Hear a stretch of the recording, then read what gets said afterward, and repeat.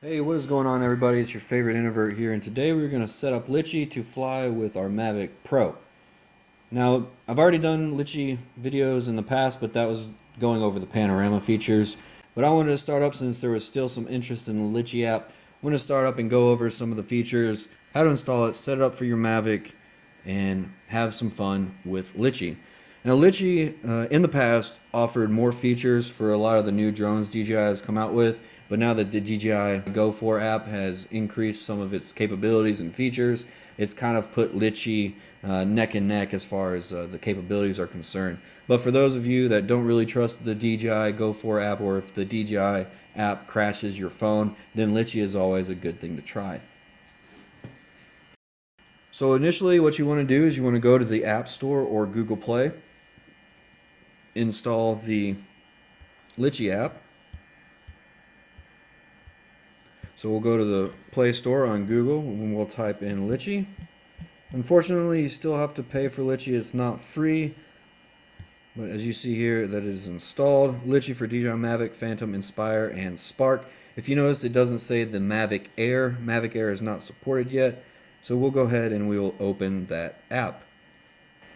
And we'll wait for it to connect, and we'll have fun with that. When you initially download the app, what you want to do is you want to go into your settings, go into your apps, default apps. You want to scroll down to the DJI Go 4 app right here. You want to select it. You want to scroll down to where it says set as default, and you want to say clear defaults. That's going to make it to where you can choose whether or not you want to use Litchi or the DJI Go 4 app, and that way Litchi and DJI aren't fighting for who's going to open it, and it basically eliminates any conflict the devices may have, and it allows Litchi to run free and clear without any issue. And there we go. We enter into the Litchi app. Alright, we're going to go ahead and go over what you will see initially on the display here on the screen. We'll start from the upper left hand corner. We have our flight modes. If you select the eyeball here that says FPV, it'll drop down your flight modes. These are the flight modes that you can choose from. You have FPV, waypoint, follow, orbit, focus, pano, track, and it has your user account.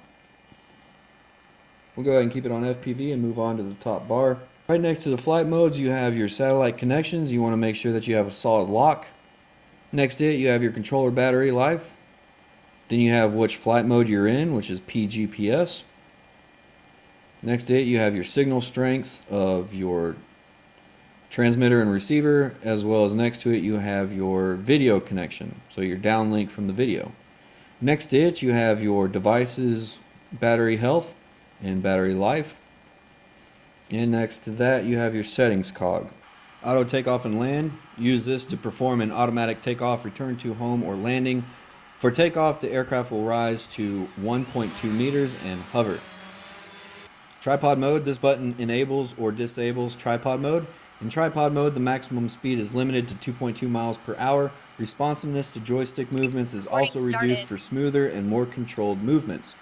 Tripod mode is only supported by later drone models like the Phantom 4 Advanced and the Pro, Inspire 2, Spark, and Mavic Pro.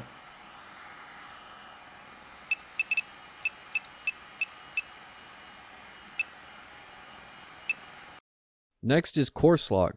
Course lock, when enabled, moving the right joystick up and down when in mode 2 will move the aircraft forward and backward in the direction defined by its heading at the time course lock was enabled.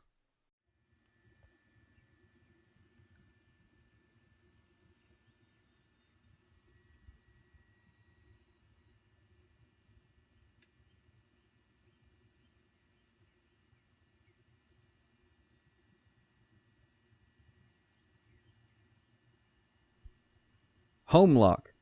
Home lock, when enabled, moving the right joystick down in mode 2 will bring the aircraft back to the home point regardless of its current heading.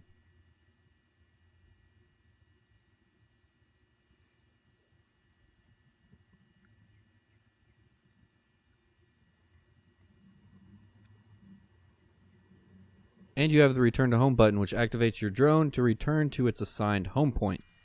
This can be activated via the green H button or the RTH button on your controller. That's going to wrap it up for this video. In future videos, we'll be going over each individual flight mode and if it's still worth using over the DJI Go app. If you like this kind of content, feel free to leave a thumbs up. If you have any questions, leave them in the comments below and subscribe for more content. Thanks for watching this video. I'll see you next time.